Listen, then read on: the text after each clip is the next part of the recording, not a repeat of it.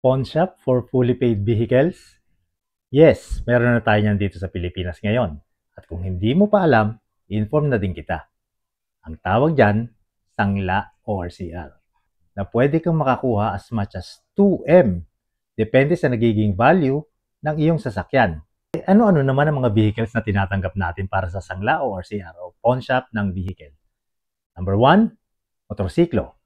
Number 2, tricycle. Number 3, trucks. And number 4, kotse. Dapat fully paid ang sasakyan mo at nakapangalan sa iyo ang ORCR nito. Dapat meron kang sapat na kakayahan sa pagbabayad ng loan. Dapat po, willing tayo mag-undergo ng process. Kami na pong bahala sa follow-up at sasabit lamang po tayo ng kumpletong requirements. Ano naman yung mga requirements na yan? 4 easy requirements lamang po. Ano po ito? Number 1, 2 primary valid IDs mo. Number 2, yung copy ng ORCR. And number 3, yung latest proof of billing mo. Ano ito? Electric or water bill po ang ating tinatanggap dito. And then number 4, yung ating 3 months latest na proof ng income. Ako po si Sam, owner ng Autoloan Philippines. Ang Autoloan Philippines po ay DTI registered. Ito po yung aming DTI registration QR code. You can scan it para mapunta po kayo sa official website ng DTI at makita ninyo na kami po ay duly registered. Anong mga sasakyan naman ang tinatanggap natin dito sa Sangla ORCR at anong year model? Yung car, dapat po at least 2008 year model to latest. Yun naman pong ating mga trucks, dapat 2014 to latest year model. And don't forget, kailangan po fully paid company at libre po. I can guarantee you na libre, hindi po fly by night, legit ang ating assistance.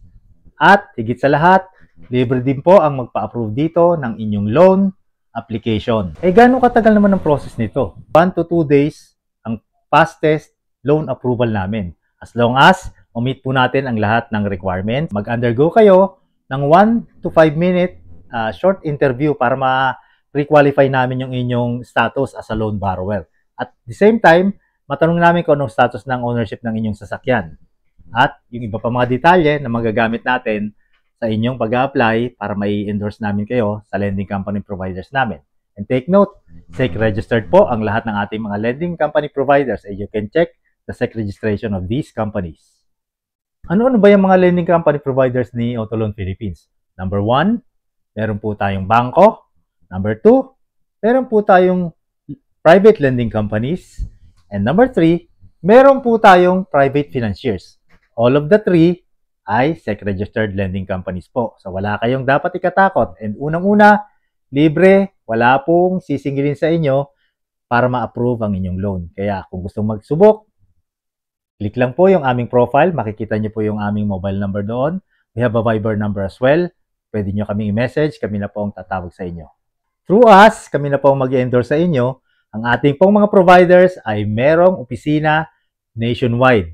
Mag-a-apply lamang po tayo through us at kami na po ang bahala mag-assist sa inyo sa lahat ng magiging proseso para sa ganon, 3-step process na lang po ang ating ine-expect. Number 1, magpa-interview lamang po to pre-qualify. Number 2, mag-submit ng complete requirements. And number 3, you just have to wait. Kasi kami na po ang mag-handle ng lahat ng follow-up and processing stress para sa inyo. Ano naman ba ang mga fees and charges dyan sa Sangla ORCR ni Autoloan Philippines? Well, pwedeng-pwede po tayong magpa-quote. Kaya lamang po, sa ngayon ay nire-require natin na makapag-submit man lamang kayo ng copy ng inyong 2 valid IDs at saka ORCR. At i-attach po namin yan sa isang formal request for quotation.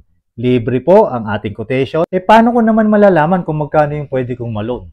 Well, unang-una, libre din po ang aming appraisal. Wala po kayong babayaran na appraisal fee. Kung gusto ninyong magpa-appraise at magpa-quote na rin ng sabay. Nang sa ganon, malaman ninyo kung magkano pwedeng ma-loan, magkano ang lahat ng mga fees and charges na inyong ine-expect sa certain amount na kung saan pwedeng ma-approve ang inyong sasakyan. Libre po ito, kaya wala po tayong aalalahanin. Wala po tayong money involved. Kung sakasakali naman po na ayaw ninyong kunin ang inyong loan or gusto niyo munang ipagpaliban, wag munang kunin, dyan lang muna, pwede